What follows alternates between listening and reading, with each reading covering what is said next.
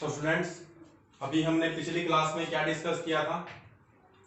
जो roles law के बारे में डिस्कस किया था कि वेपर प्रेशर को कैसे रोल्स लॉ के अकॉर्डिंग हम partial pressure vapour pressure of a component निकाल सकते हैं। ठीक है, ये जो हमारा फॉर्मूला आया था कि mole fraction multiplied by partial pressure of that particular pure component. ठीक है, ये प्योर कंपोनेंट का है और ये जब वो सॉल्यूशन के अंदर है। ठीक है, तो अब आगे जब हम डॉल्टन्स लॉ को देखें, डॉल्टन ने लॉ दिया था पार्शियल प्रेशर के लिए, हमने 11वीं क्लास में पढ़ा हुआ है कि टोटल प्रेशर जो है वो किसके इक्वल होता है? The partial component, the sum of the partial components of each component. ठीक है, उनके सम के इक्वल होता है। यानी कि अगर हमारे पास बाइनरी कोई सॉल्यूशन है जिसमें दो कंपोनेंट है ए और बी, तो partial pressure of component A और plus partial pressure of component B, ठीक है, इनके सम के इक्वल होगा क्या? Total pressure. ठीक है, तो टोटल प्रेशर कैसे निकल के आ गया? Partial pressure of A plus partial pressure of B. ठीक है, तो फिर इनको सम अप कर दिया हमने और इनकी वैल्यू जो हमने यहां से पुट करी तो क्या बन गया? ये इक्वेशन बन गई हमारी, इक्वेशन नंबर 1 दे दिया इसको हमने। ठीक है, उसके बाद हम क्या करते हैं, हम जानते हैं कि ये है जो मोल फ्रैक्शन ऑफ ए है और ये क्या है? मोल फ्रैक्शन ऑफ बी है। ठीक है, इनका सम, क्योंकि ये ए की सॉल्यूशन के अंदर है, तो इन दोनों का सम क्या है? किसके इक्वल आएगा? 1 के इक्वल आएगा। ठीक है, तो mole fraction of A plus mole fraction of B will be equal to 1। ठीक है, तो जब हम मोल फ्रैक्शन ऑफ ए की वैल्यू निकालेंगे तो मोल फ्रैक्शन ऑफ बी को दूसरी साइड लेके जाएंगे तो 1 minus mole fraction of B. ठीक है, ये ऐसे निकल के आ जाएगा। अब इस वैल्यू को जब हम इक्वेशन नंबर 1 में पुट करेंगे तो हमारी ये इक्वेशन आएगी। ठीक है, इस इक्वेशन से हमें क्या पता चल रहा है कि जो सारा हमारा टोटल प्रेशर है वो किस पे डिपेंड कर रहा है? मोल फ्रैक्शन ऑफ बी पे डिपेंड कर रहा है। ठीक है, किस पे डिपेंड कर रहा है? मोल फ्रैक्शन ऑफ बी पे डिपेंड कर रहा है। क्यों कर? अब क्योंकि जो हमारा प्रेशर है, प्रेशर ऑफ कंपोनेंट ए और प्रेशर ऑफ कंपोनेंट बी, ठीक है, जो ये वेपर प्रेशर है कंपोनेंट ए और बी के, ये तो कांस्टेंट है। अगर किसी एक पर्टिकुलर टेम्परेचर पे हम देखें तो ये कांस्टेंट होंगे प्रेशर। ठीक है, ए की वैल्यू होगी इनकी एक टेम्परेचर पे, तो इसलिए इनको तो कांस्टेंट टर्म है ये। तो ओवरऑल किस पे डिपेंड कर रहा है? मोल फ्रैक्शन ऑफ बी पे डिपेंड कर रहा है।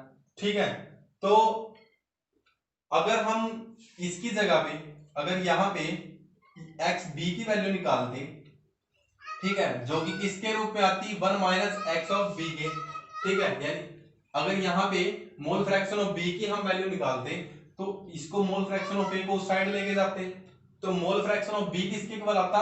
1 माइनस, यहां से देख लेते हैं, मोल फ्रैक्शन ऑफ बी किसके इक्वल आएगा? इसके इक्वल आएगा। ठीक है, अगर इस वैल्यू को हम पुट करेंगे तो यहाँ पे वैल्यू किसके इक्वल आएगी? जो किस पे डिपेंड करेगी? मोल फ्रैक्शन ऑफ ए पे डिपेंड करेगी। तो यानी कि हम बोल सकते हैं कि या तो मोल फ्रैक्शन ऑफ ए पे डिपेंड कर रही है या मोल फ्रैक्शन ऑफ बी पे। किसकी वैल्यू? टोटल प्रेशर की वैल्यू। ठीक है, डिपेंड कर रही है। उसके बाद अगर हम देखें from equation 2, it is clear that vapour pressure is a function of mole fraction of B. ठीक है, ये मैंने जो अभी बताया। ठीक है, बिकॉज क्या है? Pressure, vapour pressure of A and vapour pressure of B are constant, क्योंकि ये कांस्टेंट है एट अ पर्टिकुलर टेम्परेचर, एक पर्टिकुलर टेम्परेचर पे। अब हम क्या करते हैं? एज्यूम करते हैं कि ए जो है वो लेस वोलाटाइल है। क्या एज्यूम करते हैं कि ए जो है वो लेस वोलाटाइल है किससे? बी से।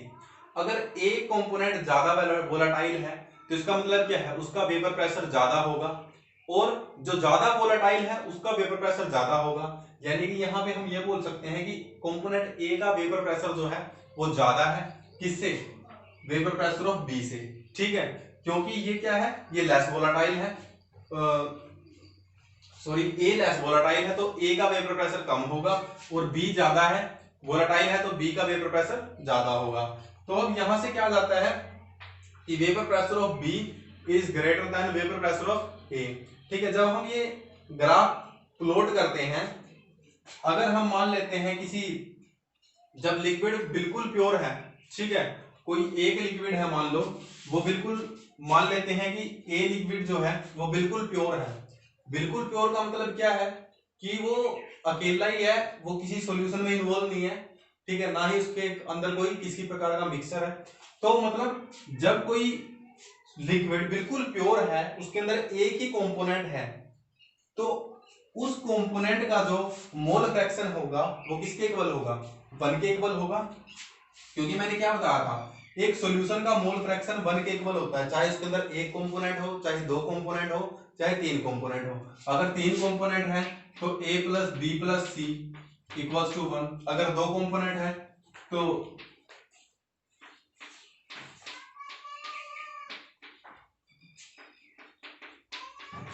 a plus B, mole fraction of a plus mole fraction of b equals to 1। जब लिक्विड प्योर है, यानी कि कंपोनेंट बिल्कुल सिंगल है, कंपोनेंट एक ही कंपोनेंट है, तो उसका मोल फ्रैक्शन किसके इक्वल आएगा, 1 के इक्वल आएगा। तो यानी कि xa की वैल्यू 1 होगी और xb की वैल्यू तो जाहिर सी बात है 0 हो ही जाएगी। क्यों हो जाएगी, मोल फ्रैक्शन ऑफ b क्यों इक्वल्स टू 0 हो जाएगा, क्योंकि वो है ही नहीं है सॉल्यूशन के अंदर, तो उसका मोल फ्रैक्शन तो 0 ही होना है, ठीक है।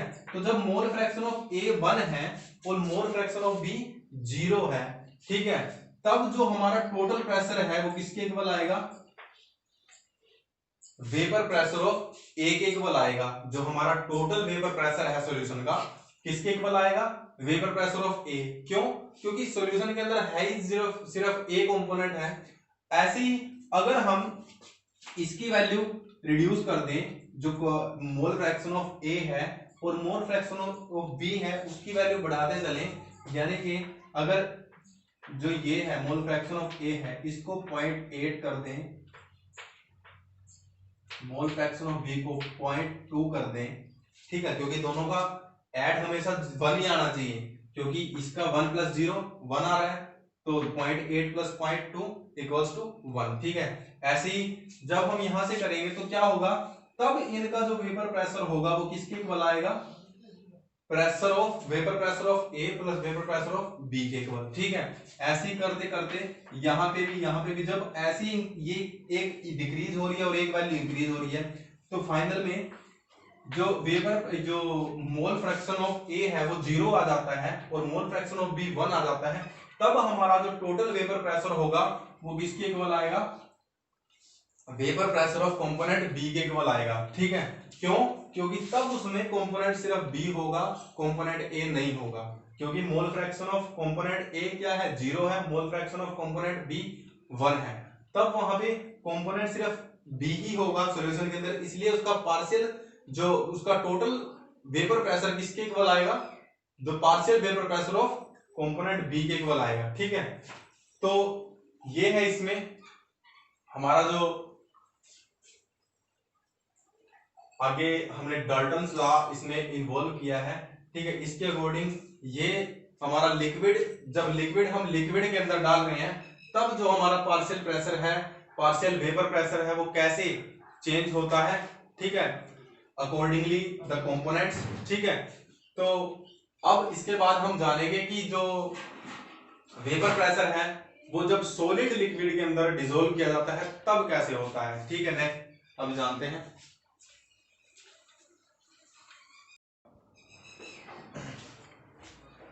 तो स्टूडेंट्स अब जानते हैं कि vapour pressure of solid in liquid कैसे बिहेव करता है, कि वेपर प्रेशर जब लिक्विड के अंदर सॉलिड हम ऐड करते हैं, सॉलिड सोल्यूट ऐड करते हैं, तब कैसा होता है, ठीक है।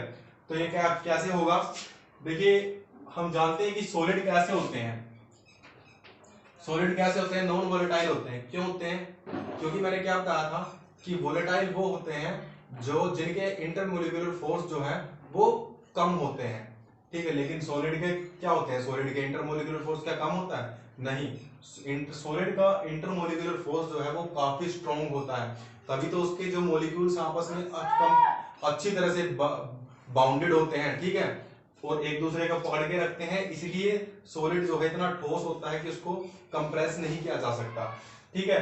अब क्योंकि वो नॉन वोलेटाइल है, इसलिए उसके तो वेपर बनेंगे नहीं, क्योंकि इसका नॉन वोलेटाइल है, उसका नेचर कैसा है कि वो नॉन वोलेटाइल है, सॉलिड, इसलिए उसके तो वेपर बनेंगे नहीं।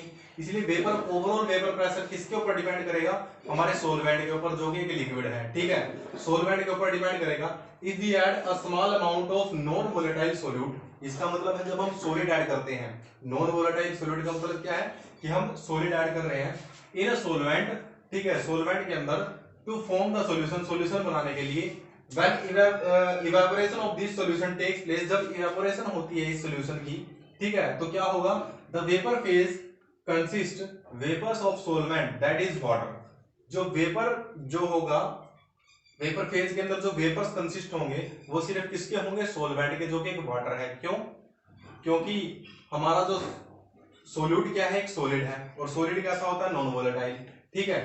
तो because solid is non volatile, also vapor pressure of solution containing non-volatile solute is found to be less than that of the pure solvent। और जो प्योर और जो हमारा वेपर प्रेशर बन के आ रहा है, पहले हम क्या बोल रहे थे, वोलेटाइल के जो वोलेटाइल कंपोनेंट्स थे उनके केस में क्या बोल रहे थे कि जो पार्शियल प्रेशर है, पार्शियल वेपर प्रेशर है, वो किसके इक्वल आ रहा था, ऑलमोस्ट इक्वल आ रहा था जो हमारा प्योर सॉल्वेंट का पार्शियल प्रेशर था।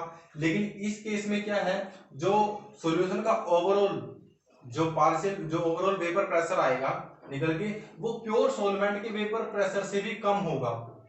क्यों होगा, क्योंकि देखो एक तो हमारा जो सोल्यूट हो गया वो नॉन वोलेटाइल हो गया, उसका तो वेपर आ नहीं सकता, ठीक है, वो तो वेपराइज हो नहीं सकता, इवेपोरेट नहीं हो सकता, इसलिए उसका तो वेपर प्रेशर नेग्लिजिबल होगा, जीरो के इक्वल होगा। लेकिन सोलवेंट का जो उसमें मेन जो मेजर क्या होगा, वेपर प्रेशर का सोलवेंट होगा, और सोलवेंट के भी मॉलिक्यूल जो है थोड़ा थोड़ा सोल्यूट के साथ बॉन्डेड हो जाएंगे, सॉल्यूशन जब बन जाएगा, ठीक है, बॉन्डेड हो जाएंगे, तो ज्यादा नंबर ऑफ मॉलिक्यूल्स को ज्यादा काइनेटिक एनर्जी नहीं मिल पाएगी, जिसके कारण वो क्या नहीं कर पाएंगे, एस्केप नहीं कर पाएंगे, किससे, किससे नहीं एस्केप कर पाएंगे, अपनी लिक्विड स्टेट से, और वो वेपर में कन्वर्ट नहीं हो पाएंगे, जिसकी वजह से वेपर प्रेशर कम होगा। तो जानिए एक बार रीजन से जान लेते हैं, ठीक है। Vapour pressure depends on the escape of solvent molecules, की वेपर प्रेशर किसके ऊपर डिपेंड करता है, कितने ज्यादा मॉलिक्यूल सोलवेंट के एस्केप कर रहे हैं, किससे, लिक्विड स्टेट से, किसके अंदर, वेपर स्टेट के अंदर कितने ज्यादा एस्केप कर रहे हैं, कि काइनेटिक एनर्जी उनकी ज्यादा हो गई और वो क्या करेंगे, लिक्विड से वेपर स्टेट में कन्वर्ट कर जाएंगे, ठीक है, तो उसके ऊपर डिपेंड करता है। लेकिन जब सोल्यूट नॉन वोलेटाइल होगा तो जो सोलवेंट के मॉलिक्यूल्स हैं वो ज्यादा क्या नहीं कर पाएंगे, काइनेटिक एनर्जी नहीं ले पाएंगे, और ज्यादा काइनेटिक एनर्जी नहीं ले पाएंगे तो वो एस्केप नहीं कर पाएंगे अपनी स्टेट से, और वेपर स्टेट में कन्वर्ट बहुत ही कम हो पाएंगे, इसलिए उनका जो वेपर प्रेशर है वो भी कम ही होगा, क्योंकि वेपर कम बनेंगे तो वेपर प्रेशर तो ऑटोमेटिकली कम होगा ही। तो क्या होगा, vapour pressure depends on escape of solvent molecules with escape into vapour, ठीक है, vapour pressure depends on the escape of solvent molecules which escape into, यहां पे नहीं विच आएगा, विच एस्केप इनटू वेपर, जो कि एस्केप करते हैं वेपर के अंदर, ठीक है। Thus vapour pressure of the solution will be less than the vapour pressure of the pure solvent, pure component, क्योंकि उसके अंदर जो मॉलिक्यूल्स हैं, नंबर ऑफ मॉलिक्यूल्स हैं, वो कम ही कर पाएंगे एस्केप अपनी लिक्विड स्टेट से वेपर स्टेट के अंदर, ठीक है। इसलिए ये होगा रीजन कि हमारे जो वेपर प्रेशर होगा, ओवरऑल टोटल वेपर प्रेशर होगा वो लेस देन होगा as compare to the vapour pressure of pure solvent, ठीक है, प्योर सोलवेंट के वेपर प्रेशर से भी कम होगा, ठीक है। So this is all about the vapour pressure of solid in liquid, ठीक है। उसके बाद हम पढ़ेंगे हेनरीज लॉ, और जो रोल्स लॉ हमने पढ़े हैं उनके बीच में डिफरेंसेस क्या क्या है और सिमिलरिटीज क्या क्या है, वो हम नेक्स्ट क्लास में पढ़ेंगे। Thank you.